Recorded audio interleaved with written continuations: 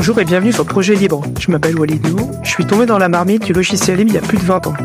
Que vous soyez libriste confirmé ou néophyte, venez découvrir avec moi les portraits des femmes et des hommes qui font du logiciel libre. Communauté, modèle économique, contribution, vous dit tout. Bienvenue à toutes et à tous pour ce nouvel épisode de Projet Libre. Aujourd'hui, on va parler d'un sujet qui est arrivé par mon travail. On a commencé à parler en interne de la facturation électronique. Vous allez voir que c'est un sujet qui est pas mal d'actualité et je me suis dit que c'était intéressant de faire un épisode là-dessus parce que je suis vraiment pas un spécialiste du domaine.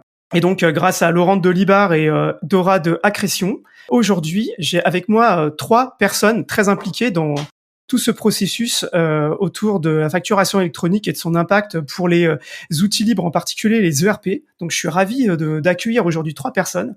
D'abord, Philippe Scofoni, qui est fondateur de Easia Solutions et membre de la communauté de Libar.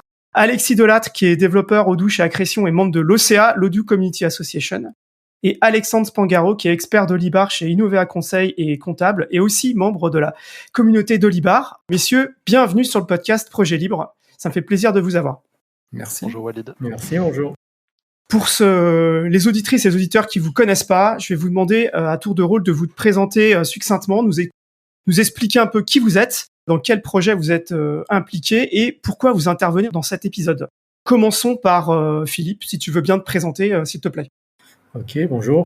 Donc Philippe Scofoni, donc effectivement, alors professionnellement, effectivement, j'ai fondé, je dirige une société qui met en place un logiciel de gestion d'entreprise basé sur l'ERP open source de Libar. Voilà. Bon, on fait aussi un peu de collaboratif avec d'autres logiciels libres, un peu de reporting, de BI avec du Metabase, etc.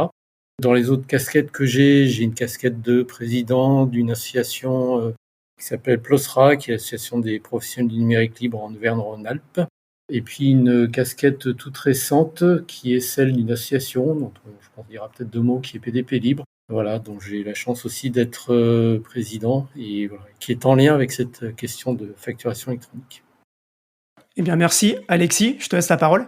Oui, Alexis Delattre, moi j'ai commencé dans l'open source quand j'étais étudiant au sein du projet Vidéolan. Certaines personnes me connaissent aussi pour une documentation que j'avais écrite sur Debian. Bon, ça date, hein, mais parfois je croise encore des gens qui me qui me disent ah mais je me souviens de toi à cette époque. Je travaille sur Odoo depuis 2009. D'abord en tant qu'utilisateur pour ma propre entreprise. Donc j'avais choisi Odoo pour mon entreprise et après je suis passé de l'autre côté de la barrière, je suis devenu intégrateur.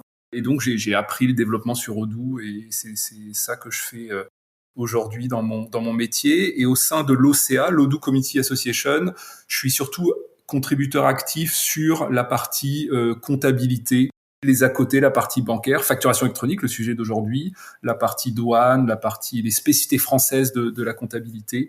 C'est ça qui m'occupe dans mes contributions Odoo. Et puis, on pourra peut-être parler après de mes contributions plus spécifiques à la facturation électronique. Mais on va finir le tour de table de présentation. Merci. Alexandre ? Eh ben moi, c'est un chemin un peu particulier. J'étais chef de mission après mes études. J'étais chef de mission pendant une dizaine d'années en cabinet d'expertise comptable. Donc, je suis un vrai comptable avec un diplôme de comptabilité. Je n'ai rien à faire dans l'informatique, va-t-on dire. C'est ce qu'on appelle un hybride. Je touche un petit peu à tout. Je suis passionné d'informatique. J'ai eu la chance d'intégrer le monde de Libar depuis très longtemps. J'étais à la recherche d'un logiciel pour un de mes clients qui avait pas trop de moyens. Alors, on va pas dire, hein, j'ai jamais dit que l'open source était gratuit ou quoi que ce soit. Attention, j'ai pas dit ça. Mais en attendant, donc, je cherchais un logiciel. Je suis tombé sur Dolibar et je me suis pris de passion pour la communauté Dolibar qui m'a accueilli à bras ouverts. Et un petit peu comme Alexis, aujourd'hui, maintenant, je suis chez un intégrateur qui s'appelle Innovea Conseil, qui est spécialiste d'Olibar, et maintenant je m'occupe, on va dire, de la partie comptabilité du logiciel. J'ai intégré, pas tout seul, hein, mais j'ai intégré une grosse partie des fonctionnalités de la comptabilité et je suis reconnu comme tel là-dessus. Et je continue de m'occuper de la partie compta, essayer de la faire évoluer, grâce à l'aide de toute la communauté d'Olibar et par moi-même. Je suis également trésorier de l'association Dolibar et je suis également trésorier de la nouvelle association PDP Libre dont parlait Philippe il y a quelques minutes. Voilà. On est bien entouré aujourd'hui. J'en profite pour dire que pour les auditrices et les auditeurs qui voudraient en savoir plus, je vous invite à écouter l'épisode numéro 1 avec Laurent Détailleur sur l'histoire d'Olibar et comment ça fonctionne, et aussi l'épisode dont j'ai oublié le numéro avec Joël Grand-Guillaume sur l'OCA, ce que c'est et d'où ça vient. Voilà, et ça vous permettra d'en savoir plus aussi sur ce qu'on vient d'évoquer. Très bien, merci pour ces présentations. Et effectivement, on va reparler de tout ça. Pour commencer, la première chose dont il faut qu'on parle, c'est cette fameuse réforme de la facturation. Et la première question que je vais laisser, c'est quelqu'un répondre, c'est pourquoi il y a cette réforme et qu'est-ce qu'elle contient ? Le point de départ de la réforme de la facturation électronique, c'est d'abord l'État qui cherche à mieux recouvrer la TVA et qui cherche à mieux contrôler la collecte et la déduction de TVA, puisque les entreprises collectent la TVA et déduisent la TVA sur leurs achats, et de mieux contrôler ce processus. La TVA, c'est le premier impôt de l'État, de loin le premier impôt de l'État. Voilà, c'est des réformes ce genre de réformes. D'ailleurs, moi, je trouve que le mot contrôle transactionnel continu, parfois, elle est désignée sous l'acronyme CTC, contrôle transactionnel continu. Voilà, c'est l'État qui contrôle les flux de TVA collectés, les flux de TVA déductibles. Et c'est des réformes qui ont déjà eu lieu dans des pays d'Europe du Sud, ou même aussi depuis même plus longtemps dans les pays d'Europe centrale, d'Amérique centrale, d'Amérique du Sud. C'est une réforme qui remonte progressivement. En Europe, c'est l'Italie qui a été le précurseur, qui a déjà mis ça en place.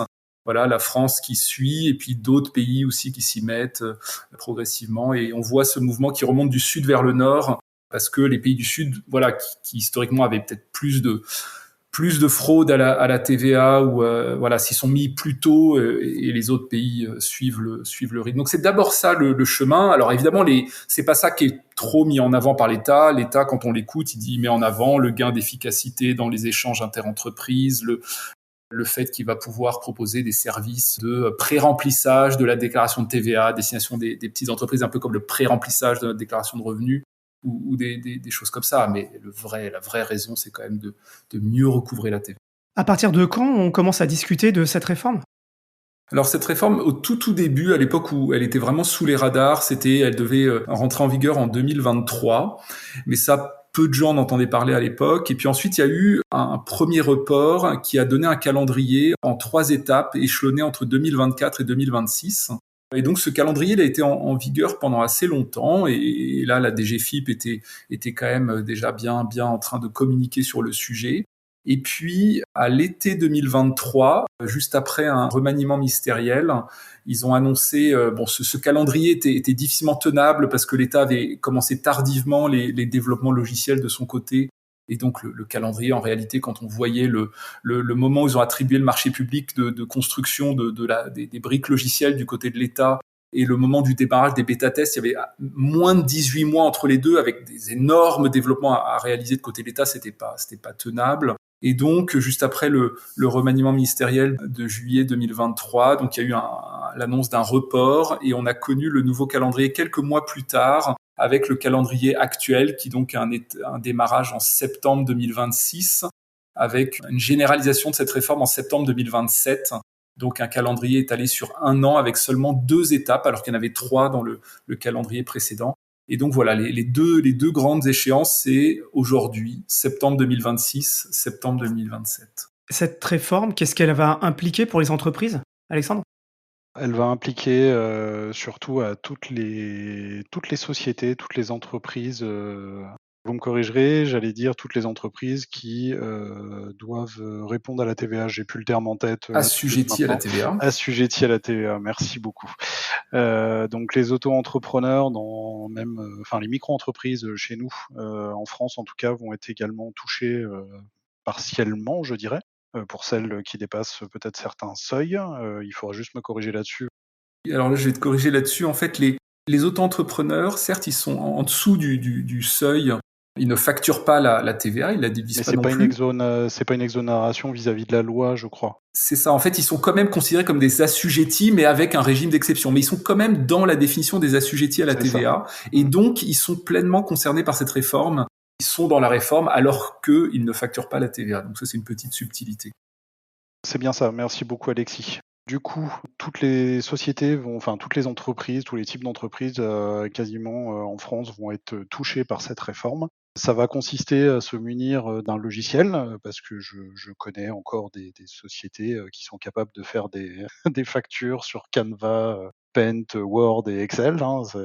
Désolé, même sur LibreOffice ou quoi que ce soit, peu importe. En fait, toutes ces sociétés-là vont être obligées de se munir d'un logiciel, ou du moins d'un logiciel de facturation, alors qu'il soit en SaaS, qu'il soit installé sur les ordi. Voilà, mais il faudra que forcément ce soit connecté à un prestataire, à un partenaire de dématérialisation, dans une plateforme de dématérialisation privée.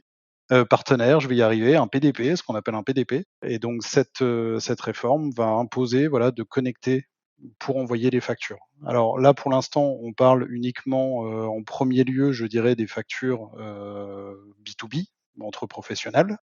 Après, il y aura une seconde, je vais parler de seconde phase parce qu'on a tellement peu d'informations. C'est ce qu'on appelle le e-invoicing en premier lieu, et ensuite, après, on a le e-reporting qui est, à mon sens, qui est pas encore calé au niveau de la réforme aujourd'hui. Alors on en parle, mais on n'a pas d'informations plus que ça au niveau du format. Alexis, je te vois opiner de la tête. Donc le but après, ça va être d'envoyer les factures via ces plateformes, sans passer. Avant, on passait par l'email, tout simplement. Désormais, on passera par ces plateformes-là qui se chargeront d'envoyer au client final, au professionnel client final, ça lui enverra la facture. Il va le recevoir. Alors, il pourra soit la récupérer sur la plateforme avec laquelle il a contracté, soit il pourra prendre cette facture, et s'il y a des services additionnels ou si le logiciel qui reçoit le permet, il pourra peut-être intégrer automatiquement cette facture. Pour le e-reporting, donc ça va consister à remonter tous les X jours des informations sur les ventes pour les clients particuliers. On ne va pas dire les professionnels, mais les particuliers. Et donc ça permettra d'envoyer un récap. On n'aura pas le détail, on n'enverra pas le détail des factures, on enverra un récap. C'est juste là où pour l'instant, je trouve qu'on a peu d'informations pour l'instant, sur le format final. On ne sait pas qu'est-ce qu'on va devoir envoyer. Ça commence seulement je trouve que ça arrive en second plan. En tout cas, effectivement, il y a vraiment que ces deux composantes dans la réforme, le e-invoicing, donc la facturation électronique en B2B, ça c'est les choses dont on parle le plus, qui est le plus compréhensible et sur lequel, voilà, une obligation, mais il y a aussi des gains de productivité liés au fait qu'on va recevoir des factures structurées par un canal unique, alors qu'aujourd'hui, concrètement, nos factures fournisseurs, on perd de plus en plus de temps à les chercher sur les différents portails des différents fournisseurs, parce qu'on va se connecter sur le portail EDF pour récupérer sa facture d'électricité, sur son portail de son fournisseur d'accès Internet, de son portail de son fournisseur de téléphone mobile, de portail de son... Enfin voilà, on passe le temps à aller chercher dans ces différents portails nos factures fournisseurs. Là, elles vont tout arriver à un endroit unique, c'est-à-dire auprès de son PDP, sa plateforme de dématérialisation partenaire.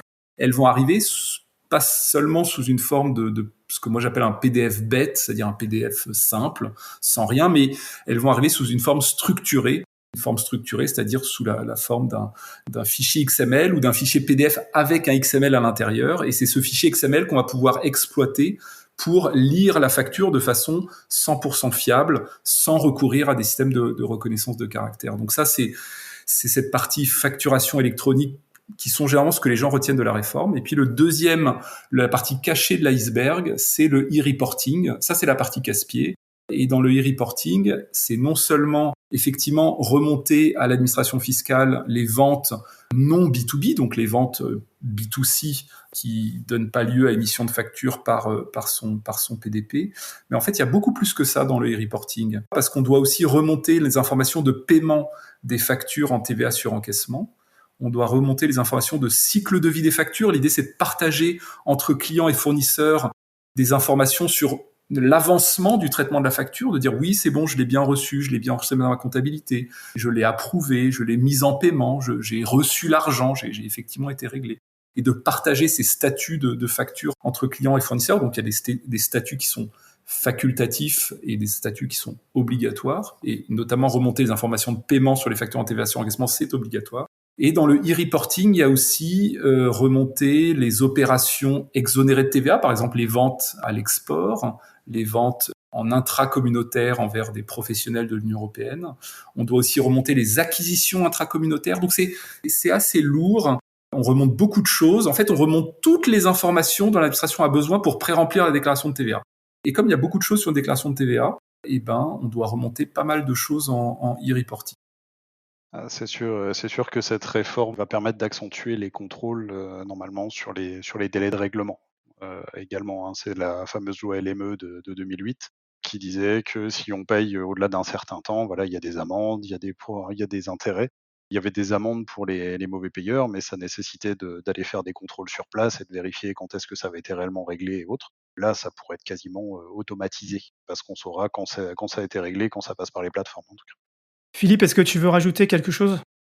Il faut aussi imaginer que il va falloir réfléchir aussi au comment s'organisent les choses, parce que aujourd'hui on a parfois des tenues comptables ou des modes de gestion d'entreprise qui sont hybrides, c'est-à-dire qu'il y a une partie, par exemple les ventes, toutes les facturations de vente qui sont émises par le logiciel de gestion d'entreprise, et puis c'est le cabinet comptable qui se charge des achats.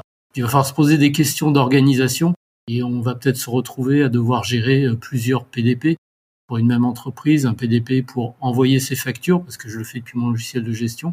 Puis le comptable va dire oui, mais pour recevoir les factures, comme c'est moi qui les saisissais jusqu'à présent, vous allez devoir vous inscrire sur ce PDP. Et puis effectivement, qui signale les paiements, c'est le cabinet comptable qui fait le rapprochement bancaire. Donc il va y avoir un petit peu des questions comme ça aussi autour de la réforme, je pense qu'ils vont imposer une réflexion sur l'organisation des relations entre l'entreprise et son cabinet comptable, quand on ne tient pas toute la comptabilité intégrale dans son propre logiciel de gestion.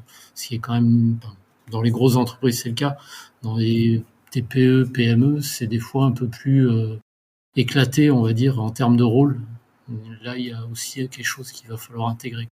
Pour finir sur ce sujet, est-ce que tu peux expliquer, dans la trame, il y a une ligne qui dit: «C'est encore une fois une perte de contrôle sur ces données». Est-ce que tu peux expliquer ce que ça veut dire, s'il te plaît? Perte de contrôle de données au sens où, jusqu'à présent, on avait un logiciel de gestion, on générait ses factures, ses achats, et toutes ces données-là étaient potentiellement stockées dans son logiciel, dans sa base de données, qu'on pouvait avoir sur ses propres serveurs, etc. Donc on avait une forme de maîtrise ou de contrôle de ce que font nos données. Demain, avec la réforme, je vais devoir effectivement transmettre toutes ces données à des tiers. Alors, dans la réforme initiale, ce qu'on n'a peut-être pas dit, mais on devait quand même avoir un portail public de facturation, c'est-à-dire qu'on devait être en mesure de déposer et de recevoir toutes ces factures, on va dire en dialoguant directement avec l'État. Donc on peut considérer comme un tiers de confiance pour l'envoi de nos données, mais là on va se retrouver dans une situation où effectivement potentiellement on envoie tous nos achats, toutes nos ventes à des tiers. Alors bien entendu, contractuellement, ils seront tenus de ne rien en faire. J'ose espérer que ça sera bien écrit dans les contrats. On n'en a pas encore vu de contrat, mais ça va commencer, et que cet aspect-là sera relativement clair. Mais je peux être chez le PDP, le même PDP que mon concurrent, et je sais pas, ça veut dire que peut-être que le PDP, il peut voir à quel prix j'achète chez mes fournisseurs versus mon concurrent. Enfin, on peut imaginer tout un tas de trucs, voilà. Et puis après, derrière, il y a des problématiques de sécurité. Quid si un jour il y a une fuite, une faille de sécu chez un PDP. Certes, ça va être des flux de factures, mais certains vont faire de l'archivage, du stockage. Et qu'est-ce qui se passerait si quelqu'un pouvait mettre un mouchoir et écouter toutes les factures qui rentrent, qui sortent? Enfin, c'est quand même une masse d'informations. Voilà. Il y a certaines professions, je crois que c'est encore en discussion dans les groupes AFNOR ou autres, type avocat ou autres, qui clairement disent attendez, nous on va pas, là on a secret, on a du secret professionnel à protéger, et on voudrait soit être exclu, soit qu'il y ait des conditions particulières pour nous. Ok, je vous propose qu'on n'aille pas forcément plus loin sur cette partie de présentation. Dans une deuxième partie, peut-être pour les gens qui sont pas familiers avec les ERP libres et le monde open source autour de ces sujets-là, est-ce que quelqu'un voudrait présenter assez brièvement ce que c'est qu'un ERP open source et quels sont les avantages par rapport à d'autres outils propriétaires? Le logiciel libre, c'est la maîtrise de son informatique, c'est être en mesure de savoir ce qui s'y passe, de pouvoir intervenir dessus de la façon la plus simple possible, soit soi-même directement, soit avec l'aide de prestataires qui en ont la compétence. Donc c'est quelque part maîtriser son outil informatique, et voilà. Et là on parle du logiciel de gestion d'entreprise, le logiciel dans lequel on va venir mettre toutes les données de l'entreprise, toutes les informations de l'entreprise. Et ça, c'est une grosse partie souvent de la valeur d'une entreprise, d'une activité, une structure, quelle qu'elle soit, coopérative, associative, quel que soit son statut juridique, j'ai envie de dire. C'est important qu'effectivement on puisse s'appuyer sur un ERP open source. C'est un ERP dont on peut accéder au code source, c'est-à-dire qu'on est en capacité de lire le code source, de le modifier, de le faire évoluer, de le repartager, etc. Donc on a un accès libre à tout ça. On va pouvoir plus facilement l'adapter à son besoin. Grosse adaptabilité, ça reste voilà, c'est beaucoup plus difficile de faire évoluer un logiciel dit propriétaire avec un éditeur qui a une roadmap avec voilà, des échéances fixées, rigides, et où ça va être très compliqué d'influer sur certaines fonctionnalités de l'outil. Voilà. Avec l'open source, je dis pas que c'est forcément beaucoup plus simple, mais en tout cas, c'est beaucoup plus ouvert et beaucoup plus possible.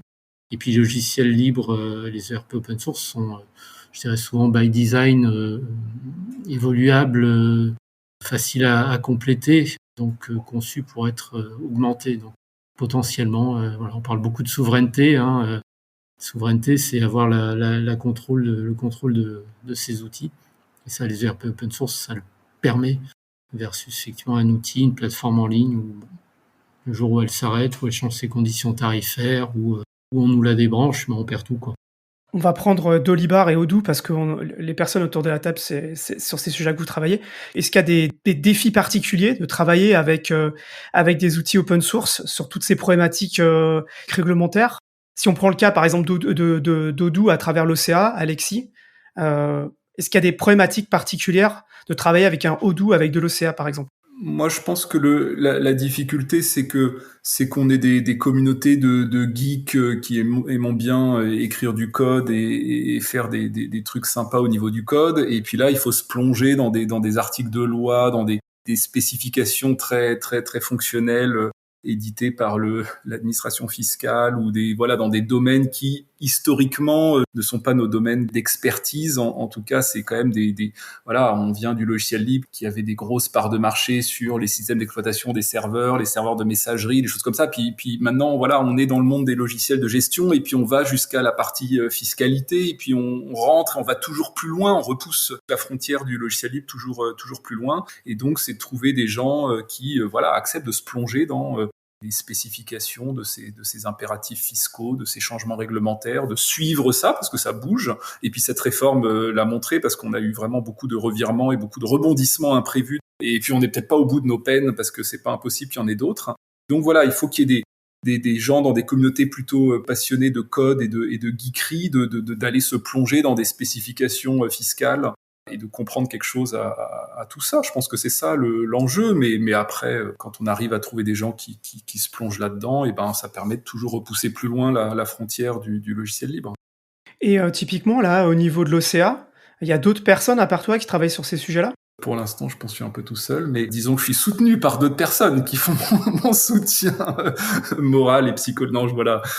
C'est vrai que en tout cas pour la France, c'est essentiellement moi, mais dans les autres pays, après, elles ont les mêmes problématiques. Et donc, dans l'OCA, il y a des communautés qui font implémentent les spécifications pour l'Espagne, pour la Belgique, etc. Donc c'est répliqué à l'échelle de chaque pays. Après, je suis pas tout seul non plus. J'ai d'autres, il y a d'autres gens dans la communauté française qui s'intéressent aussi à ces sujets-là, même si c'est quand même souvent moi qui suis de près, très près, ces sujets-là. Et côté d'Olibar, Alexandre? Du côté d'Olibar, c'est un petit peu différent. J'ai l'impression qu'on a des devcamps tous les 6 mois qui permettent de valider les nouvelles versions. Là, par exemple, on était au devcamp de Valence. Avec Philippe, on a commencé à alerter au devcamp de Bordeaux, je crois, où on a mis ça en avant en disant il fallait qu'on travaille sur le sujet. Parce qu'on en discute entre nous, mais voilà, il faut vraiment que ce soit un sujet commun. La problématique que je dirais par rapport à l'OCA, c'est qu'on a l'impression que c'est peut-être que la communauté française qui en discute, alors que Dolibar est international, on va dire. Donc pour l'instant, on a peu d'écho des autres communautés, parce que la plus grosse communauté sur Dolibar reste la communauté française. Du coup, on a peu d'écho là-dessus. On voit avec l'arrivée au 1er janvier 2026 pour la Belgique de la facture électronique. Donc on voit par exemple qu'il y a des mouvements sur le Dolly Store, c'est notre marketplace pour Dolibar. Et sur le Dolly Store, on voit apparaître des modules effectivement pour le réseau People, dont on parlera un tout petit peu plus tard, qui vont être des autres méthodes de communication. Mais parce que la facture électronique arrive en Europe, voilà, vraiment un peu partout dans l'Europe. Pour l'instant, là, nous, on a l'impression de se concentrer vraiment sur la communauté française. Si après d'autres personnes, moi je veux bien aider les autres communautés, mais j'ai pas, c'est déjà assez compliqué avec la France, donc voilà, il faudrait effectivement que peut-être d'autres groupes se constituent. C'est là toute la difficulté, et pour qu'un groupe se constitue, il faut des gens voilà, motivés, et c'est toute la difficulté. Compléter, enfin voilà, on met en place, nous, ce qu'on appelle des groupements d'intérêts financiers et fonctionnels. Il y a le mot financier dedans parce qu'effectivement, c'est du temps, tout ça, qu'il faut essayer de financer. Donc ces groupements aujourd'hui, c'est des intégrateurs, hein. C'est le modèle qu'on a trouvé aujourd'hui dans la communauté d'Olibar. On crée des groupes de travail sur des thématiques, facturation électronique, l'UI, l'UX. On a eu facture de situation, qui était un peu le premier le bêta-testeur, le POC de ce concept, qui a validé quelque part le concept et le fonctionnement dans notre communauté. Voilà, donc c'est les intégrateurs qui se réunissent, qui mettent des sous sur la table pour développer une fonction, et la facturation électronique. En tout cas, côté d'Olibar, c'est le modèle pour l'instant qui a été mis en place avec un groupe de travail qui, pour l'instant, bosse sur les specs. Et voilà, on devrait commencer à produire un peu de code normalement d'ici la rentrée, C'est ça. septembre. On a présenté dans les grandes lignes la réforme et pourquoi elle est mise en place, mais qu'est-ce que ça veut dire concrètement pour Dolibar et pour l'Odoo Community? Et qu'est-ce que, dans le cas d'Odoo, par exemple, ça change entre un Odoo édité par l'éditeur Odoo SA et l'OCA, en fait? Quelles sont les problématiques qui sont spécifiques à ces outils communautaires qui seront, par exemple, différentes si on prend un Odoo Enterprise chez Odoo SA, par exemple? Alexis, est-ce que tu veux commencer? Ou est-ce qu'il y en a peut-être pas, en fait, hein? Non, dans le monde Odoo, en tout cas, c'est ce qu'on a vu notamment en Italie. Donc, l'Italie étant le pays européen qui a été le premier à avoir ce genre de réforme, c'est que l'éditeur implémente la réforme de son côté dans ses modules officiels. La communauté aussi fait son implémentation indépendamment de celle de l'éditeur. Du coup, on se retrouve avec le choix entre adopter l'implémentation communautaire de cette réforme ou l'implémentation faite par l'éditeur. Alors après, voilà, on va dire, allez, je vais rester neutre. Chaque implémentation a ses avantages et ses inconvénients. Souvent, en tout cas, c'est ce qui a été l'expérience qui a été en Italie, et c'est un peu l'expérience que j'ai eue en France sur d'autres sujets. C'est que peut-être que la communauté va plus loin dans les détails, rentre plus en profondeur dans les scénarios un peu particuliers. Voilà, et l'éditeur, quelquefois, va un peu moins profondément dans certains scénarios spécifiques. Alors, ça facilite pas le choix de l'utilisateur, qui peut être un peu désorienté avec le fait qu'il y ait deux implémentations, entre guillemets, concurrentes, on va dire alternatives, celle de l'éditeur, celle faite par l'OCA. Mais c'est aussi finalement la vie des communautés du logiciel libre d'avoir parfois comme ça des implémentations concurrentes. Bon, là, de toute façon, le calendrier est serré, on a des échéances. Nous, en tant que communauté, on ne peut pas non plus se permettre d'attendre que l'éditeur, même si évidemment il promet qu'il sera prêt en temps et en heure, mais moi en tout cas, je ferai aussi l'implémentation dans l'OCA quoi qu'il arrive. Et puis après, voilà, les utilisateurs auront le choix entre choisir l'une ou l'autre. C'est comme ça que ça fonctionne finalement. Côté d'Olibar, où là, il n'y a pas d'éditeur. Il n'y a pas d'éditeur, donc il y aura forcément qu'un seul module qui sera communautaire. Voilà, c'est un peu plus simple. On sait que voilà, on est obligé d'y aller. Il n'y a personne qui viendra faire le boulot à notre place.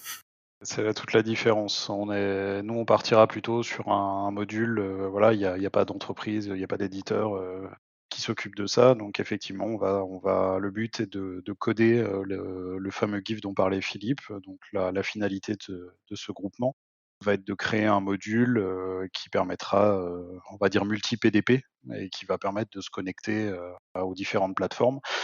Là, on attend juste que les PDP commencent à fournir leurs plateformes avec les API standardisées de l'AFNOR, qui ont été récemment publiées. Donc les plateformes sont en train d'adapter leurs API avec ça, et donc on attend de pouvoir s'y connecter et de jouer avec les fameuses sandbox, qu'on puisse commencer à envoyer nos factures. Voilà. Peut-être que c'est le moment de revenir un petit peu sur ce qui s'est passé, parce qu'on n'a pas expliqué à nos auditeurs là. Justement, je voulais revenir là-dessus, vas-y, je te laisse. Donc du coup, pour expliquer là un peu ce que vient de dire Alexandre, remettre en perspective, historiquement dans cette réforme, il y avait la promesse de Bercy de dire vous aurez le choix entre soit vous raccorder à des PDP, donc ces prestataires privés qui vont vous permettre d'échanger vos factures électroniques, donc à la fois émettre et recevoir, mais vous pourrez aussi vous connecter au portail public de facturation, au PPF, un portail développé par Bercy, gratuit, par opposition au PDP privé et payant, pour vous acquitter de toutes vos obligations, à la fois en termes de facturation électronique, mais aussi de e-reporting. Et donc, ça a été la promesse de l'État. Et un des enjeux, c'était de montrer que voilà, on pouvait basculer dans cette réforme avec une plateforme gratuite proposée par Bercy. Bercy avait lancé des appels d'offres auprès de grandes sociétés françaises de développement pour développer cette brique logicielle. Et finalement, ils ont renoncé. Ils ont annoncé en octobre l'année dernière, en octobre 2024, ils ont annoncé l'abandon de ce portail public de facturation ouvert à toutes les entreprises françaises. Finalement, ils l'ont pas dit publiquement, mais ils ont un peu acté l'échec de ce projet de développement logiciel. Faut lire entre les lignes les communiqués de Bercy, c'est jamais ils admettent pas ça publiquement. Et ils ont dit voilà, vous serez obligés de passer par les PDP, donc les plateformes privées. On s'y attendait pas, c'était annoncé donc en octobre 2024. Et c'est la première fois qu'on a vu du coup les syndicats de petites entreprises monter au créneau sur cette réforme. Finalement, c'était plutôt intéressant de voir qu'enfin les syndicats d'entreprises s'intéressaient à cette réforme qui allait les impacter. Et on a vu tous les syndicats de petites entreprises protester sur le fait que du coup une réforme promise comme étant gratuite pour les entreprises allait finalement occasionner des abonnements à payer auprès de ces PDP. Et c'était un peu une rupture de la promesse initiale. Et donc il y a eu cette vague de protestation. Alors après, maintenant qu'on a un peu de recul, en fait, ce changement, il a aussi amené l'État qui, jusqu'à présent, en fait, il y a ce réseau. Alors, j'ai parlé un peu du réseau PayPal, dont peu de gens probablement ont entendu parler jusqu'à présent, parce qu'en France, jusqu'à présent, on snobait un petit peu ce réseau PayPal. PayPal, c'est-à-dire Pan-European Public Procurement Online. C'est une initiative lancée dans les années 2010 par la Commission européenne qui avait, sur subvention publique, lancé un peu la construction d'un réseau pour que les administrations publiques puissent recevoir les factures de la part des prestataires qui travaillent pour l'administration. Donc au début, c'était un réseau d'échange surtout orienté pour que les entreprises privées envoient leurs factures aux administrations publiques. Au tout début. En tout cas, c'était l'objet des premières subventions européennes qui ont commencé à financer ce réseau. Et puis, après cette phase initiale sur fond de la Commission européenne, il y a eu la création de l'association Open PayPal en 2012, si je dis pas de bêtises, qui constitue la gouvernance de ce réseau, et avec vraiment cette évolution pour dire c'est pas juste les factures à destination des administrations publiques, mais c'est toutes les factures échangées entre entreprises qui peuvent se passer sur le réseau PayPal. Donc c'est un réseau qui est, évidemment, ça passe par Internet, mais avec ses propres protocoles d'échange basés sur des protocoles existants, mais un réseau sécurisé avec une signature de la facture est signée par l'émetteur.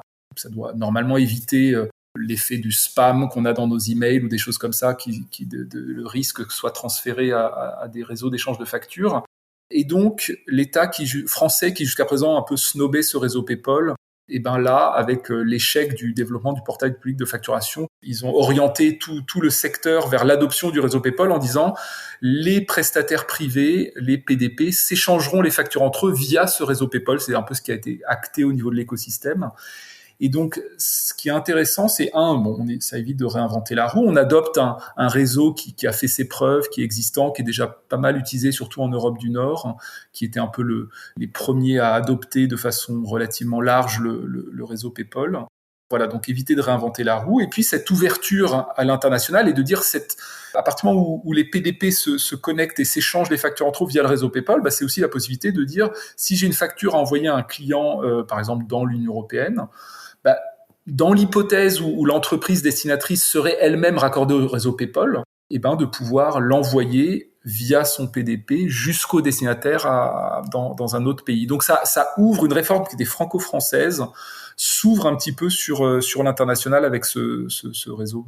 Le PDP, donc c'est une plateforme, donc c'est une entreprise française, quoi. C'est des entreprises existantes? Oui, c'est une entreprise, nouvelle éventuellement, mais en tout cas, le PDP, c'est une entreprise. Il y a aussi des prestataires étrangers qui se lancent dans le marché des PDP en France. Et donc, il faut voir la PDP finalement comme un point d'accès français au réseau PayPal. C'est un point d'accès français au réseau PayPal avec une sorte de fonction mouchard qui envoie une copie de la facture au fisc. Voilà, faut voir ça finalement. Moi, c'est comme ça que je décris un PDP. Voilà, c'est un point d'accès au réseau PayPal avec cette fonction mouchard. J'envoie une copie de la facture qu'on émet au fisc et ça permet au fisc de voir passer l'ensemble des factures dans les échanges inter-entreprises. Et c'est aussi via ce PDP qu'on enverra notre e-reporting, donc ces informations supplémentaires qu'on doit remonter quand on est en régime de TVA normal tous les 10 jours. On doit envoyer ce e-reporting via son PDP pour qu'il l'envoie à l'administration fiscale. Et donc c'est ça le rôle des PDP. Émettre et servir aussi un peu de boîte de réception de nos factures fournisseurs. Philippe ou Alexandre, est-ce que vous pouvez expliquer, on adhère à un PDP, et est-ce que c'est un contrat différent? Est-ce que il y a des prestations différentes? Comment est-ce que ça se passe? Ça va être intéressant pour la suite de la discussion, je pense. Bien sûr. Donc, première chose, je vais rajouter un acronyme c'est même pas un acronyme. Le PPF, quand il a disparu, a été remplacé. C'est un peu le mouchard dont parlait Alexis à l'instant. C'est pas tout à fait la même chose, mais l'État a tout de même un service qui devra mettre en place, qui est l'annuaire centralisé. L'annuaire centralisé, ça va être chaque entreprise en fait va devoir déclarer dans cet annuaire centralisé. Alors l'annuaire est sorti courant juin de cette année. Donc si vous devez recevoir, je pense, des mails d'éditeurs ou autres pour vous inciter à vous inscrire sur cet annuaire centralisé. En tout cas, cet annuaire centralisé, toutes les personnes qui sont couvertes par cette réforme, d'ici à juin 2026, devront via septembre 2026. Septembre. D'ici à septembre 2026, devront faire c'est un CERFA, une inscription. Alors soit on passe par un logiciel, soit on passe par un. J'ai vu qu'ils allaient mettre en place un CERFA. Pour l'instant, j'ai pas d'informations là-dessus et je pense pas que ça se passera comme ça. J'ai vu que les PDP dans leur plateforme allaient s'occuper des statuts, allaient s'occuper des inscriptions à l'annuaire. Et donc chaque entreprise devra déclarer à quel PDP elle s'inscrit. C'est surtout ça à retenir. L'annuaire centralisé est géré par l'État et chaque société devra choisir le PDP auquel elle s'inscrit. Elle n'a pas le droit d'être inscrite d'office par un PDP. Ça, c'est important. Et donc, une fois qu'elle aura choisi, c'est par là que passeront les transactions. Quand on enverra une facture, même quand on en recevra, on devra forcément passer par ce PDP-là, parce qu'on l'aura déclaré auprès de l'annuaire centralisé. Après, ça n'empêche que ce qui a été prévu, c'est qu'on puisse changer de PDP. Voilà, c'est important, ça, on s'engage pas pour 25 ans. Mais ça veut dire qu'après, derrière, il y aura forcément des contractualisations. Il y aura des contrats avec un certain nombre d'envois, je pense, des quantités d'envois de factures qui seront mis en place.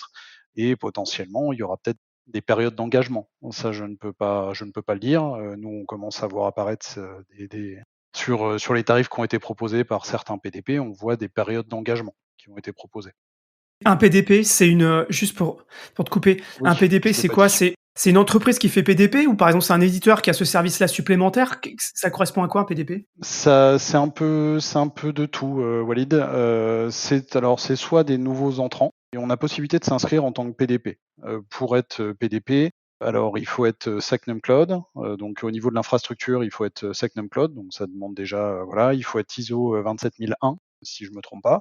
Une fois qu'on a ça, après, il faut mettre forcément une plateforme en place. Il faut se connecter. Alors je sais plus, j'ai plus tout exactement. Vous me corrigerez, messieurs. Mais en tout cas, voilà, il y a une grosse infrastructure à mettre en place et ça coûte énormément d'argent. Donc il y en a déjà qui vont se lancer, qui se sont lancés là-dessus, dans le but d'être financés, mais ça reste des acteurs privés. Alors, je ne sais pas exactement combien ils sont aujourd'hui, on va dire une centaine. Il y en a à peu près une centaine. Ouais, c'est ça. Je ne sais pas s'ils les ont atteints, mais en tout cas, il y a une centaine de PDP qui sont aujourd'hui, on va dire, référencés, qui sont en cours d'immatriculation, de validation, je vais le dire comme ça, parce qu'ils ont déjà fait une demande d'inscription. Et donc, ils vont être validés d'ici la fin de l'année 2025, et donc ils deviendront officiellement PDP.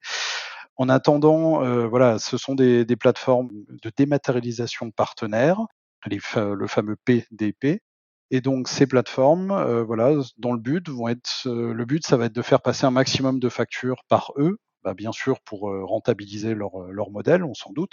Mais après, il y a des nouveaux acteurs et il y a des anciens acteurs qui s'adaptent. Il y a déjà des sociétés qui étaient spécialisées dans l'OCR et autres, qui ont décidé bien sûr de s'orienter là-dessus pour prendre un nouveau marché qui est en cours de création.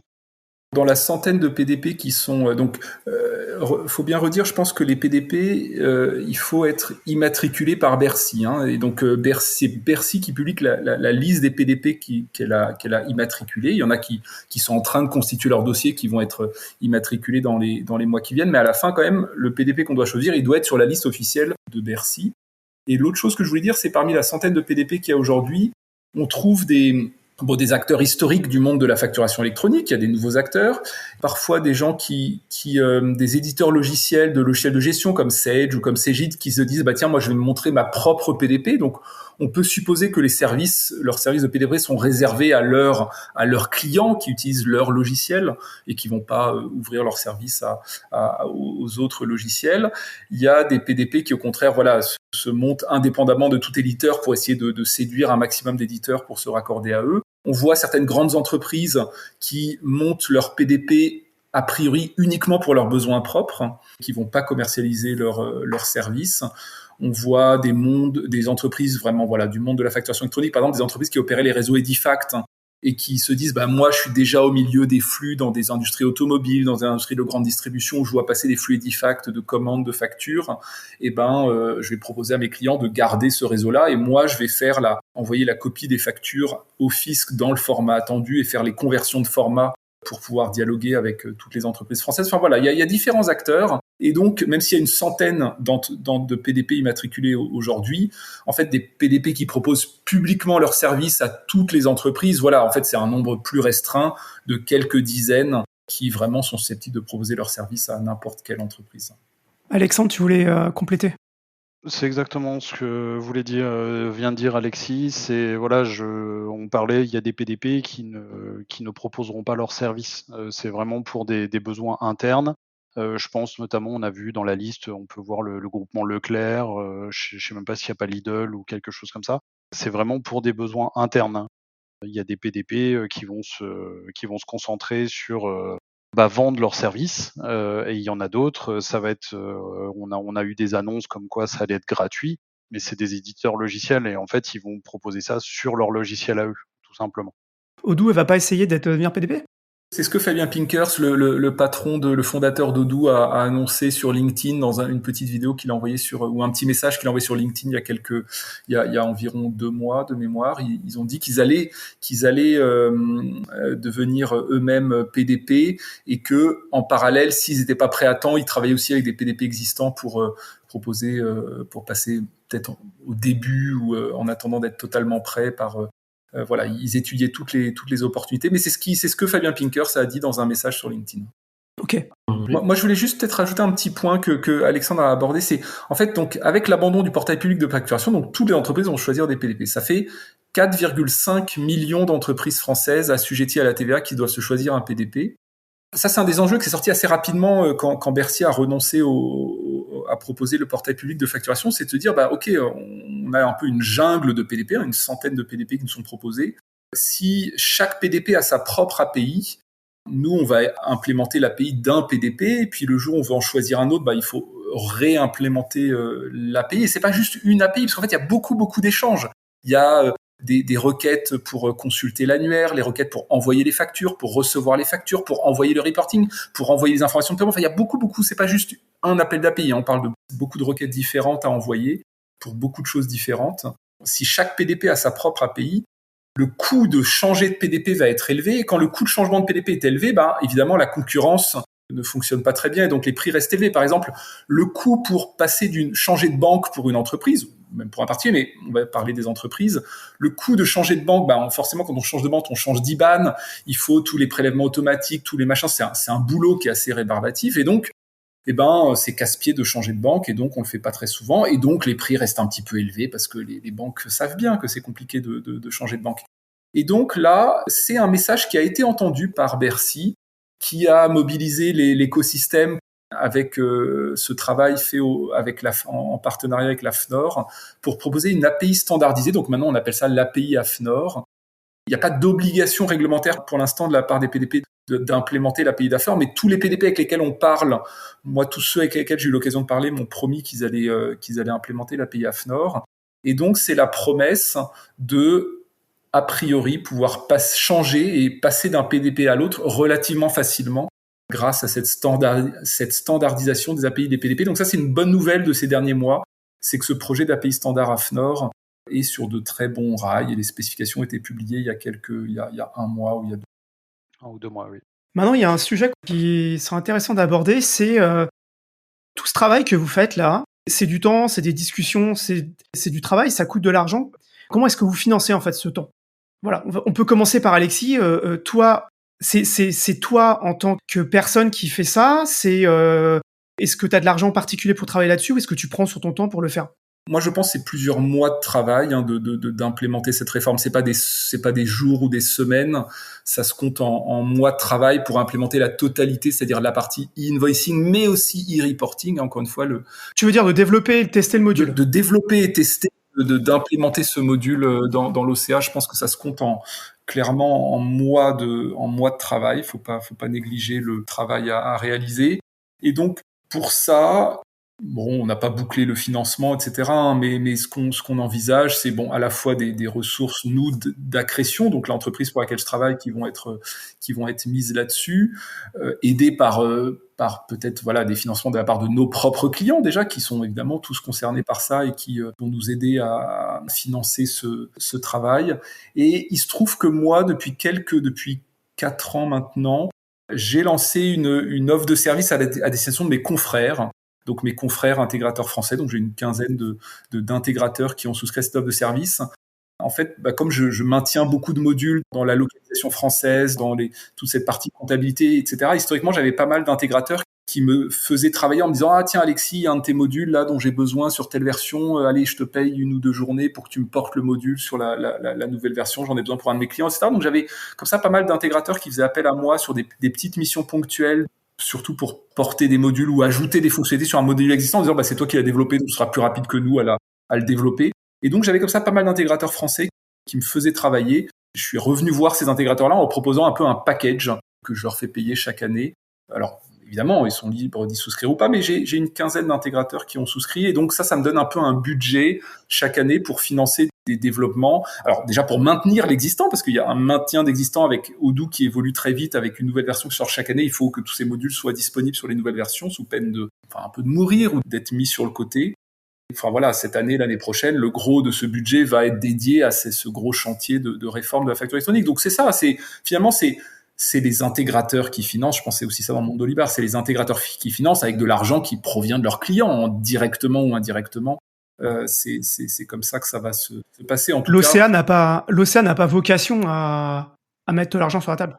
Ça pourrait, l'OCA a des budgets pour financer un certain nombre de choses, mais là on parle quand même de quelque chose de spécifique à la France qui bénéficie pas du coup aux autres pays. Et donc, pour l'instant, l'OCA finance plutôt des projets qui bénéficient à l'ensemble de ses adhérents, donc à l'ensemble des pays, quoi. Ok. Côté d'Olibar, Philippe, est-ce que tu veux un peu expliquer comment vous êtes organisé? C'est le système des groupements d'intérêts financiers fonctionnels dont je parlais tout à l'heure, qui amène effectivement à avoir, alors aujourd'hui, des intégrateurs, mais ça suffira pas parce qu'effectivement, comme le dit Alexis, on parle pas de 10 jours de développement, on parle effectivement de mois, donc d'un budget pas forcément conséquent. Donc on fera probablement un bout de financement participatif, des choses comme ça qu'on va monter pour effectivement amener les utilisateurs aussi de Dolibar à venir contribuer financièrement au développement de l'outil. C'est un vrai change, encore une fois, et puis on a avec la contrainte de dire que ça ne concerne que la France aussi. Donc voilà, même si effectivement Dolibar est quand même...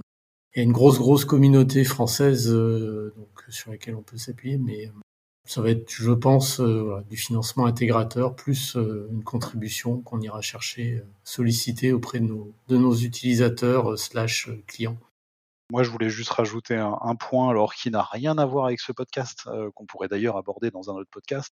C'est la difficulté qu'on a, c'est que voilà, on a une autre réforme qui est tombée en même temps, la loi de finances 2025, et qui porte sur la certification des logiciels de caisse. ça fait double travail, ça fait double financement à trouver, on va dire, et c'est ça qui complique énormément les choses.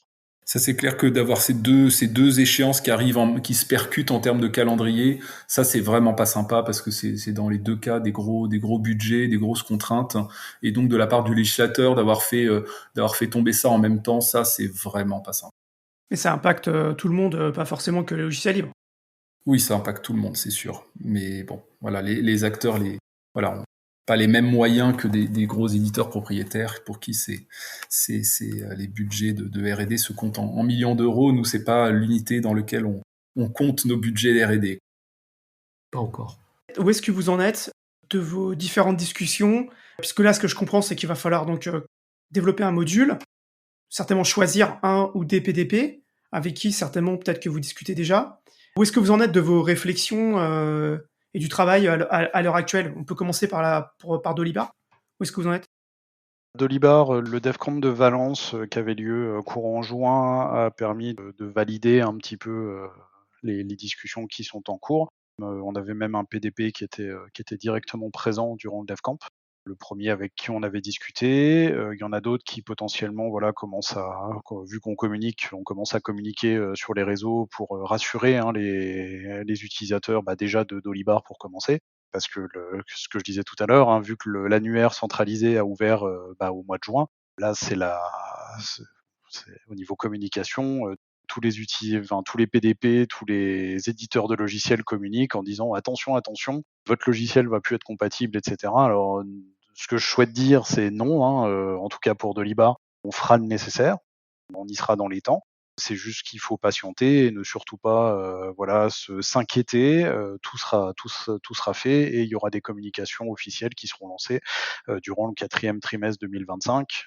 Ça débordera probablement bien sûr sur sur le premier trimestre 2026. Mais en tout cas, on sera là et on sera dans les temps. Donc ça, c'était la première chose que je voulais préciser. Mais ce qui a été fait surtout pendant ce DevCamp, ça a permis de voir, d'expliquer comment on allait essayer de procéder. On a présenté les travaux du groupement. On était un petit peu en attente, on a l'impression d'être passif, on se prépare, mais vu qu'on n'avait pas encore accès au bac à sable des API standardisés de l'AFNOR, pour l'instant on ne codait pas. Donc on est vraiment dans l'expectative en disant on va essayer que ça se passe comme ça.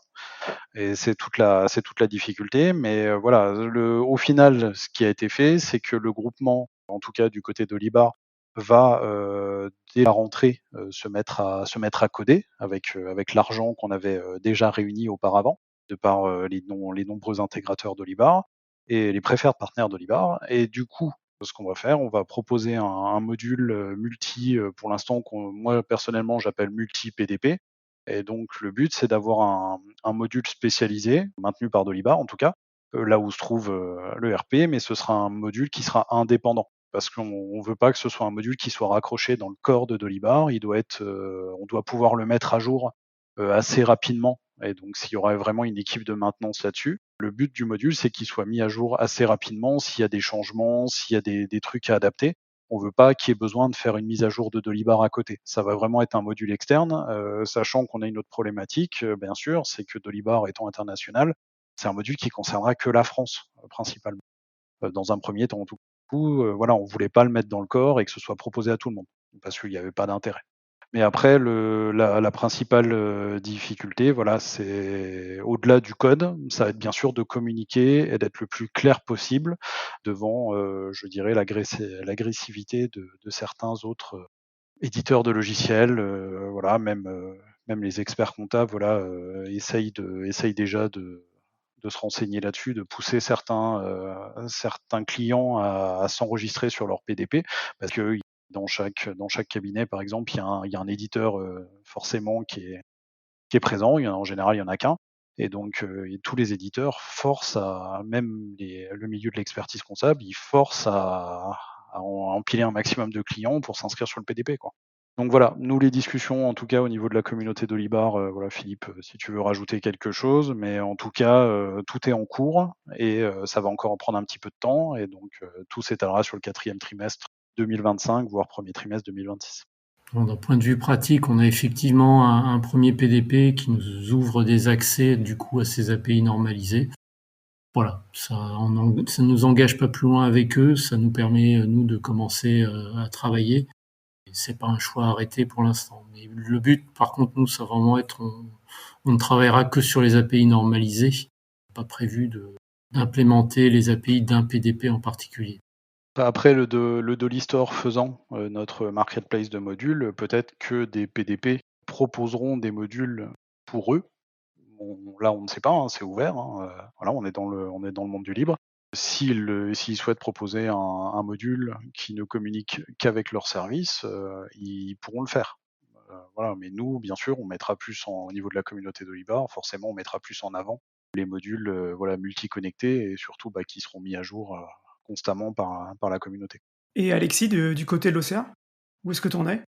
Nous, on a, mais comme Dolibar, déjà les briques de facturation électronique pour émettre des factures au format FactureX ou au format UBL, et aussi en importer des factures au format FactureX et UBL. C'est des choses qu'on a depuis longtemps. Dans le cas d'Odoo, on était même les tout premiers ERP à supporter la norme FactureX quand elle est sortie en version bêta en juillet 2017. On était vraiment précurseurs du format FactureX.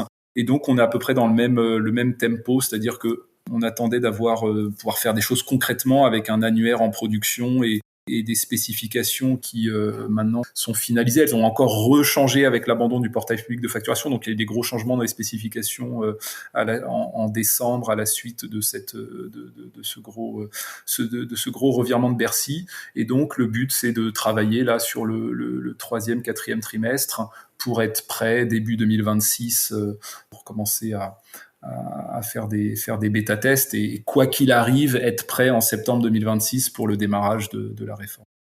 Je fais une aparté. Quel choix ont fait les Italiens et les Belges? Ils ont fait le choix d'une plateforme unique, aussi d'un système de PDP comme en France? J'ai peur de dire des bêtises, mais pour moi, la plateforme italienne, elle est assez différente parce qu'elle est assez, à ma connaissance, assez centralisée. J'ai peur de dire des bêtises, donc je préfère pas dire. Par contre, les Belges, c'est vraiment, je pense, plus proche de ce qu'on fait en France, avec vraiment un réseau d'échanges via PayPal, et de dire, voilà, toutes les entreprises belges seront raccordées au réseau PayPal, et c'est PayPal qui permettra d'échanger les factures.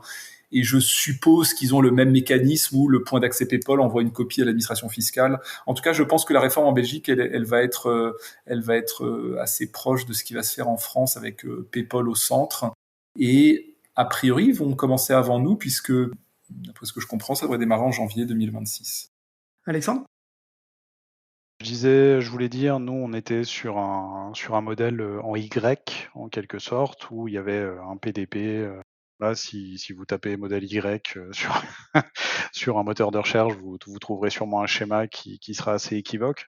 Maintenant, voilà, avec l'abandon du PPF, ça a changé, mais cette participation des plateformes de dématérialisation partenaires, sous-entendu privées, voilà, et ça a pas que c'est pas totalement méchant quand je dis ça.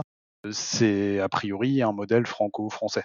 De ce que j'ai compris, de tous les autres pays européens, soit passe alors le réseau PayPal doit bien sûr, Alexis pourra me corriger, peut-être passer par des partenaires, enfin des partenaires privés.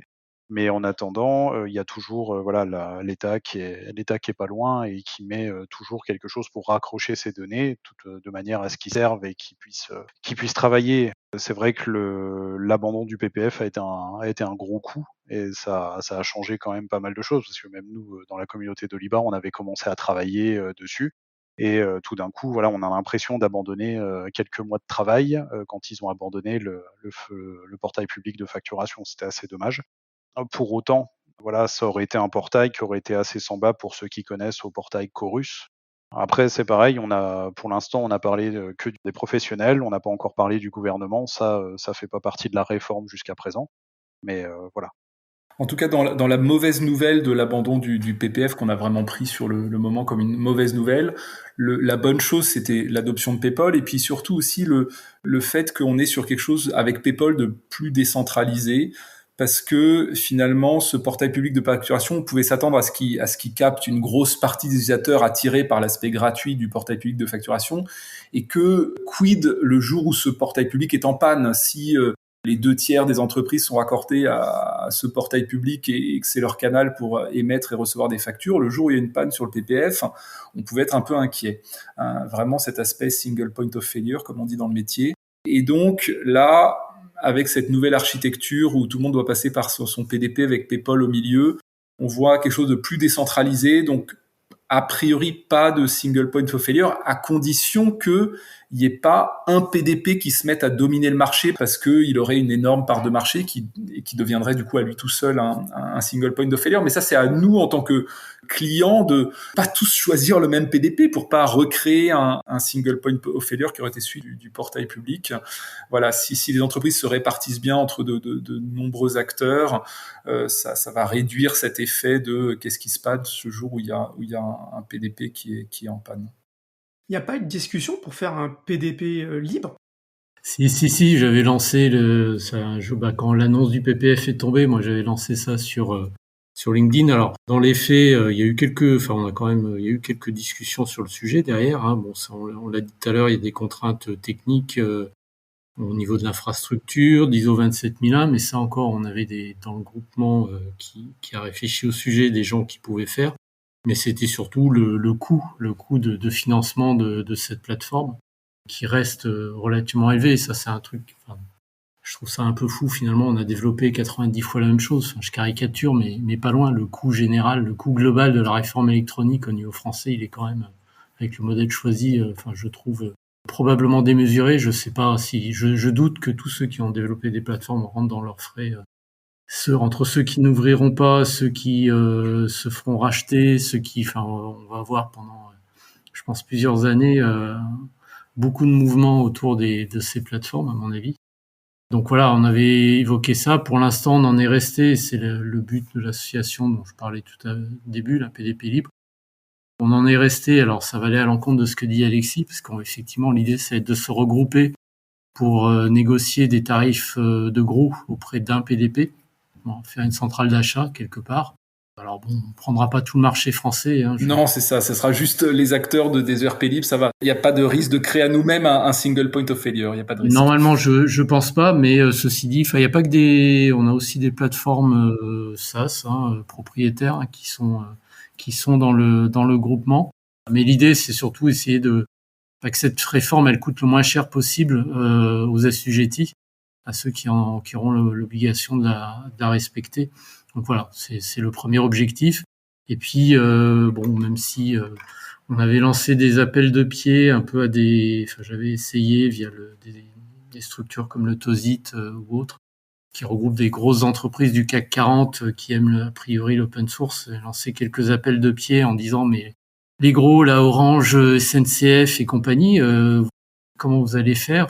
Vous voudriez pas financer une plateforme open source que vous pourriez réutiliser chacun dans votre coin, un peu comme on parlait de ces PDP qui se sont montés pour répondre aux besoins internes de l'entreprise. Je trouve dommage que, je pense qu'il y aurait eu moyen de faire quelque chose et que ces entreprises-là auraient eu le moyen de financer ce genre de projet. Il aurait fallu conduire le projet, le mener, etc. C'est encore un autre débat. Ça aurait peut-être été possible par ce biais, mais pour l'instant, c'est pas le cas. Ça viendra peut-être. Autre question, est-ce que vous, à votre niveau, vous avez un moyen de remonter aux instances qui gèrent ce projet de facturation électronique des questions? Ou est-ce que c'est plutôt du top-down, quoi? En gros, les informations, elles descendent, mais il n'y a jamais rien qui remonte Le problème, je pense qu'on n'est pas dans le groupe, on n'est pas dans le bon sérail. Aujourd'hui, c'est les PDP, tous les PDP qui sont dans les différents groupes de travail et autres. Donc on peut assister. Hein. Il y a des événements entre guillemets publics. Hein. On peut être présent et effectivement discuter avec des acteurs. Mais aujourd'hui, je pense, c'est plutôt les PDP, quelques gros PDP qui donnent le là. J'ai l'impression un peu. Ouais, moi de mon côté, comme j'étais un des précurseurs sur ce sujet notamment de l'implémentation de la norme facture, etc., ça m'a mis en contact avec Cyril Sautreau, par exemple, le président du Forum national de la facture électronique, qui est un peu l'association qui regroupe l'écosystème de la facture électronique depuis un certain nombre d'années. Et du coup, ça m'a mis un peu dans ce petit milieu de la facturation électronique et du coup, ça m'est utile, notamment quand il y a quand j'ai des questions auxquelles j'ai pas la réponse en lisant les volumineuses spécifications techniques Et du coup, j'arrive comme ça à obtenir des réponses de gens de l'écosystème. Ça, c'est utile pour pas rester bloqué sur un problème dans son coin et de pouvoir en référer à des gens qui sont au cœur des spécifications AFNOR et de la mise en œuvre de cette réforme, et pouvoir bien interpréter, pas faire des erreurs d'interprétation qui après nous conduiraient à des mauvaises architectures logicielles, des choses à revoir, etc. Donc moi j'ai des contacts historiques par mon implication, notamment dans la norme Facturix, qui m'ont permis d'avoir accès. Et avec Philippe, on avait déjà discuté de ça, de se dire si nous entre acteurs du libre qui sommes confrontés à la même implémentation, si on a des difficultés, des questions, qu'on puisse s'échanger entre nous et s'appeler entre nous, Oui. Et s'entraider parce qu'on va être confrontés aux mêmes subtilités, aux mêmes problématiques d'interprétation, des choses un peu pas claires dans les specs, et ça, ça sera un bon test d'ailleurs. Est-ce qu'on arrive à s'échanger, à s'appeler, à s'entraider dans nos implémentations respectives? Pour moi, c'est une des missions de l'asso PDP Libre qui regroupe effectivement des gens de tout type de communautés, d'Olibar, Odoo, des éditeurs effectivement d'autres communautés de logiciels libres ou des éditeurs propriétaires, de mettre en place effectivement quelque chose pour qu'on puisse co-développer, pouvoir se poser des questions et échanger sur cette problématique. Donc moi, par exemple, j'ai une réflexion là ces derniers temps. C'est quand j'avais implémenté la norme Facturix dans Odoo. Au début, j'avais implémenté ça dans un module Odoo, directement à l'intérieur du module. Et après, je m'étais dit, mais finalement, je pourrais sortir une grosse partie du code qui est à l'intérieur du module dans une librairie Python pour en faire bénéficier l'ensemble de l'écosystème Python, et donc d'autres logiciels concurrents, entre guillemets, d'Odoo, qui vont avoir à implémenter cette norme Facturix. S'il y a une librairie qui est à leur disposition, ça va les aider à implémenter la norme Facturix. Et donc, c'est ce que j'avais fait. J'avais déplacé mon code dans la librairie, et puis moi, je m'étais mis à utiliser ma propre librairie que je maintiens aujourd'hui. Et là, je me pose la question, est-ce que ça a du sens, par exemple, dans l'implémentation des API AFNOR des PDP, d'avoir une partie du code la plus grosse possible qui soit dans une librairie Python, qui puisse ensuite être utilisée par d'autres logiciels en Python? Ça pourrait être utile. Et d'ailleurs, dans ma librairie Facturix, je vois des gens qui sont pas des logiciels en Python, mais qui l'utilisent quand même par une exécution en ligne de commande, qui utilisent ma librairie Python sur des logiciels dans d'autres langages, parce qu'ils n'ont pas trouvé dans leur propre langage une librairie qui générait du Facturix, et du coup ils utilisent ma librairie Python pour ça. Donc on verra, mais en tout cas je suis en réflexion là-dessus pour du coup mutualiser un peu ces développements, au moins au sein de l'écosystème Python. Il y a toute une dernière partie qui va être plutôt des problématiques de conseils. Quels conseils vous donneriez à des entreprises, à des TPE, à des PME pour pas subir cette réforme, ou même à d'autres entreprises un peu grosses, quoi? Qu'est-ce que vous diriez à ces entreprises pour pas subir la réforme? Au niveau de Dolibar, donc en tout cas de la communauté, je te laisserai comment compléter, Philippe. Donc première chose, voilà, c'est éventuellement de suivre la communauté d'Olibar via les différents réseaux sociaux, de s'accrocher, de suivre les communications. On s'efforcera de diffuser les communications vers les clients finaux. En tout cas, ceux qui travaillent ceux qui font partie des clients des intégrateurs d'Olibar. On essaiera de leur communiquer les infos, mais ce qu'il faut dire, c'est que voilà, déjà, on se rassure, pas besoin de se précipiter et de s'enregistrer au niveau de l'annuaire centralisé sur n'importe quel.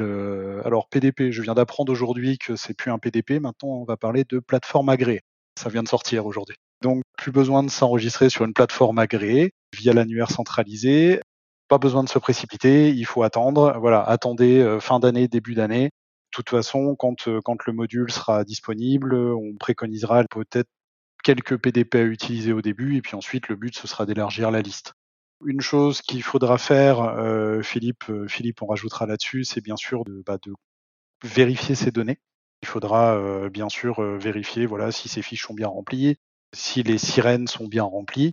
Plein de choses à faire sur le sujet-là, parce que si on a 5000 fournisseurs et qu'il y a juste le nom et l'adresse d'inscrit, ça va être assez compliqué. Voilà, il faut s'y prendre en avant, il faut commencer à travailler sur ces données dès aujourd'hui. Essayons de les qualifier, surtout voilà, en vérifiant qu'on a un maximum d'informations sur chaque chose. Une fois que ce sera fait, voilà, la prochaine étape, donc ce que je disais, 4e trimestre 2025, premier trimestre 2026. Bien sûr, essayer d'avoir une version de Dolibar qui soit un peu à jour. Dolibar, pour l'instant, c'est fixé la version 18 minimum. Bon, après, s'il y a des problématiques techniques, ça, ce sera une autre histoire, mais on s'est fixé la 18, la version 18, qui au passage est une LTS depuis peu de temps. Et si vous êtes sur une vieille version de Dolibar, renseignez-vous comment se mettre à jour, contactez vos intégrateurs pour éventuellement prévoir une mise à jour. Donc la prochaine version est la version 22 qui sortira probablement à la rentrée. Aucune obligation de se précipiter sur cette version 22 parce qu'elle sera un petit peu jeunette et il y aura probablement quelques bugs. Il faut plutôt prévoir peut-être une version antérieure, la 21 ou la 20 qui sont relativement stables. Et une fois que vous aurez mis à jour votre Dolibar, que vous aurez mis à jour vos données, il suffira d'attendre un petit peu et ensuite on vous communiquera les informations pour déployer le module multi-PDP dont on parle tout à l'heure. Et on vous donnera toutes les informations pour se connecter soit au PDP qui aura été désigné via l'association PDP Libre. Le but, va être de proposer, dans la finalité, va être de proposer les tarifs les plus raisonnables, on va dire. On va pas dire les plus bas, on va dire des coûts raisonnables pour une qualité de service optimale et que toute société puisse réussir sa réforme, en tout cas. Ok. Philippe, tu veux rajouter quelque chose ? Non, je pense qu'Alexandre a dit l'essentiel. Mais il y a un gros boulot sur les données, effectivement, jusqu'à présent. Souvent dans les bases de données, le numéro de sirène, SIRET, était important, mais pas forcément hyper bien suivi. Et ça va devenir, ça va être entre autres la principale clé de routage. Il y en aura d'autres, ça va être pour certains un peu plus compliqué. Mais ça va être la clé de routage. Sans sirène, SIRET, vous enverrez pas de facture. Donc voilà. En complément de ce que vient de dire Philippe et Alexandre sur le sujet, oui, évidemment, bien renseigner les sirènes ou numéros de TVA sur les fiches clients fournisseurs. Évidemment, si vous avez un vieux Dolibar ou un vieux Odoo, les modules pour la réforme, on va pas les backporter jusqu'à des versions trop vieilles, donc il faut anticiper cette migration et cette montée de version. Si toutes les entreprises qui ont Odoo se réveillent à la dernière minute en appelant leur intégrateur en disant « Oula, j'ai besoin de monter de version », ça va créer un embouteillage. Et si j'avais un conseil aussi, c'est si vous avez des cas d'usage qui sortent de l'ordinaire, d'en parler avec votre intégrateur. Il y a sur les spécifications AFNOR, sur le document, alors maintenant ils ont découpé en différentes spécifications, mais c'est le troisième spécification, le XPZ12-014. Voilà, ça c'est les numéros des documents, mais c'est le dernier dans la liste des 3 documents AFNOR qui sont référencés sur le site des impôts sur la page dédiée à cette réforme. Il y a en annexe de ce document les 36 cas d'usage étudiés en détail par l'administration. Et ça peut être intéressant au moins de lire la table des matières de ce document pour voir si on est concerné par un de ces cas d'usage. Ça parle de facture d'escompte, de facture d'acompte, de d'autofacturation. Enfin, ça parle des cas avec des factos, si vous avez un facto, etc. Des scénarios qui sortent de l'ordinaire. C'est intéressant de voir si vous êtes concerné par un de ces scénarios et de bien en parler, de l'anticiper pour pas se réveiller à la dernière minute et dire moi j'ai un scénario, en fait il est pas couvert par les développements qui ont été réalisés, et de pouvoir en parler en avance de phase avec son intégrateur Odoo, son intégrateur Dolibar, pour que les développements pour ces scénarios qui sortent de l'ordinaire soient bien prévus dans les développements qui vont être réalisés, ou si c'est pas le cas, de s'organiser éventuellement de se proposer pour les sponsoriser. Mais il y a des scénarios qui sortent de l'ordinaire et on peut pas, nous, sur la version de base, supporter 100% des scénarios de facturation. Puis il y a des scénarios, des cas d'usage qui concernent quand même beaucoup de monde autour des notes de frais et autres qui vont nécessiter une sacrée bonne organisation, beaucoup de rigueur dans la gestion. Voilà. Je n'en dis pas plus, vous lirez le document. J'ai une question complémentaire. On l'a abordé tout à l'heure et vous l'avez noté dans la trame. Vous avez noté ne pas céder à la pression commerciale des grands éditeurs ou appel à mandat des experts comptables qui risquent par défaut de choisir la solution PDP de leur éditeur en totale contradiction avec les logiciels au sein de votre structure. J'aimerais que vous reprécisiez, parce que ça me semble assez important et on en a parlé de manière assez brève tout à l'heure. Est-ce que quelqu'un voudrait repréciser ça ? Alexandre ? C'est moi qui avais précisé ça dans la trame. Pourquoi j'ai noté ça ? C'est ce que je disais, c'était la pression, on en parle depuis plus d'1 heure. C'est la pression que mettent les éditeurs actuellement suite à l'arrivée de l'annuaire centralisé, qui est désormais, je dirais, ouvert. On peut commencer il y en a qui ont commencé les tests d'échange des factures et autres. C'est pas parce qu'on a fixé le 1er septembre 2026 qu'on peut pas s'y mettre avant. Voilà, il y a déjà des échanges et il y aura déjà des échanges qui se feront avant cette date. C'est ça qui est intéressant. Pareil, je veux dire, le 1er septembre 2026, pour envoyer les factures, c'est les grandes entreprises qui vont devoir le faire. Mais les TPE, PME, ou les ETI, où ce sera le 1er septembre 2027, rien n'empêche d'échanger avant. Voilà. Et donc, pour en revenir à la question, les éditeurs, effectivement, mettent une pression pour essayer d'embarquer un maximum de clients sur leur PDP, pour des questions de coût. Voilà. Plus ils auront de factures à envoyer, plus ils pourront s'imposer. S'il y a un PDP où il y a 10 000 factures à envoyer pour commencer, dans son sac, on va dire, il a déjà 20 millions minimum de factures à envoyer, c'est pas la même. Il aura forcément une importance qui sera plus conséquente. Et donc, on a eu des attaques. Alors, je désigne personne, mais on a eu des attaques commerciales qui disaient voilà, faites attention au logiciel libre, etc. Ça va être très compliqué. Et donc, c'est pour ça qu'on dit qu'on subit une pression commerciale. Donc nous, bien sûr, c'est dans le libre, c'est différent. On a peut-être un peu plus de temps pour se mettre en marche. Voilà, le principal, c'est que sur la ligne d'arrivée, on soit tous là. Enfin, en tout cas, la ligne de départ. Là, on se dirige vers la ligne de départ seulement, et on sera tous à la ligne de départ dans les temps. Voilà. Donc, ce que je disais, c'est de ne pas céder à s'inscrire sur une plateforme agréée. Je viens de changer le nom, c'est plus PDP depuis tout à l'heure. Et donc, sur ces plateformes agréées, voilà, il faut pas s'inscrire aujourd'hui. C'est ce que j'avance dans mes communications sur les différents réseaux sociaux et même au niveau de la communauté d'Olibar, j'espère. L'autre élément, c'est que pareil, des experts comptables, je vais pas dire sous la pression de leur éditeur, ils ont un seul logiciel. Ils vont proposer au niveau de Par la facilité, quoi. facturation, par facilité, je dirais. Les experts comptables vont dire je prends, voilà, je vais faire signer un mandat à mon client pour l'inscrire par moi-même, donc voilà, cabinet comptable, sur une plateforme agréée, celle de mon éditeur. Et donc après, ce qui va se passer, c'est que si on fait ça et on se retrouve à devoir utiliser pour la facturation, on va devoir utiliser le logiciel SaaS de facturation que propose son cabinet comptable. Et je trouve ça un petit peu aberrant parce que ça veut dire, si on n'a pas de logiciel, c'est très bien, il n'y a pas de souci. Mais par contre, si on en a déjà un et que on force l'inscription, alors on peut changer, mais si on force l'inscription à une plateforme agréée, et ben ça veut dire qu'il faudra, voilà, ça veut dire que le cabinet comptable prend pas en compte les logiciels qui sont déjà installés dans l'entreprise. Et donc ça veut dire qu'après, si on a qui font ça, ça veut dire que Dolibar pourra plus transmettre les factures, enfin ou du moins ils feront les factures pour les particuliers et puis après l'expert comptable pourra s'amuser avec le e-reporting. Enfin, ça va être 2 logiciels séparés en attendant de faire la réinscription sur l'autre plateforme agréée qu'on aura peut-être désignée ou autre, recontractualisée. Voilà, il y aura plein de choses. Et c'est mon point de vue. Je ne suis pas pour donner le mandat à un cabinet comptable sur ce sujet-là. Je préfère garder la main et je demande à mes clients de garder la main. Dernière question annexe. Tout à l'heure, on a parlé du fait que ce qui allait être transmis, c'est une facture avec un fichier XML de métadonnées, quoi. C'est le logiciel de facturation qui va créer ce fichier XML? Ou est-ce que c'est le PDP qui va, à travers de l'OCR, constituer ce fichier XML? On a un peu de tout. À l'époque où il y avait le portail public de facturation, l'État avait dit, voilà, le portail public de facturation va accepter 3 formats de factures structurées. Donc, 2 formats pur XML, le format UBL, Universal Business Language, et le format Cross Industry Invoice. Donc là, c'est directement, la facture, c'est un fichier XML. D'accord? Et puis, le 3e format, c'est le format FactureX. Une facture au format FactureX, c'est une facture PDF avec à l'intérieur du PDF un fichier XML au format Cross Industry Invoice. Donc, un des 2 formats que j'évoquais tout à l'heure.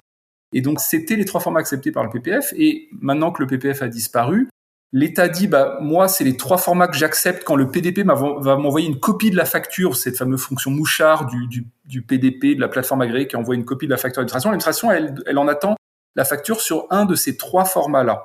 D'accord? Après, moi, entreprise qui envoie ma facture à mon PDP, je peux l'envoyer dans n'importe quel format accepté par mon PDP Bon, a priori, il accepte ces 3 formats-là, forcément, puisque c'est les 3 formats de base.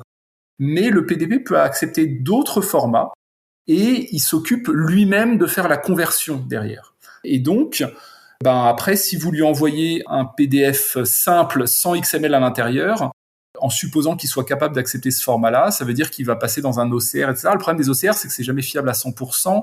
Donc, ça voudrait dire qu'il y a une étape supplémentaire de contrôle des données qui ont été reconnues par l'OCR et puis validation de la part de l'entreprise. Mais faire ça sur une facture de temps en temps, ça va bien. C'est ce que faisaient beaucoup de gens sur Chorus en déposant des PDF simples.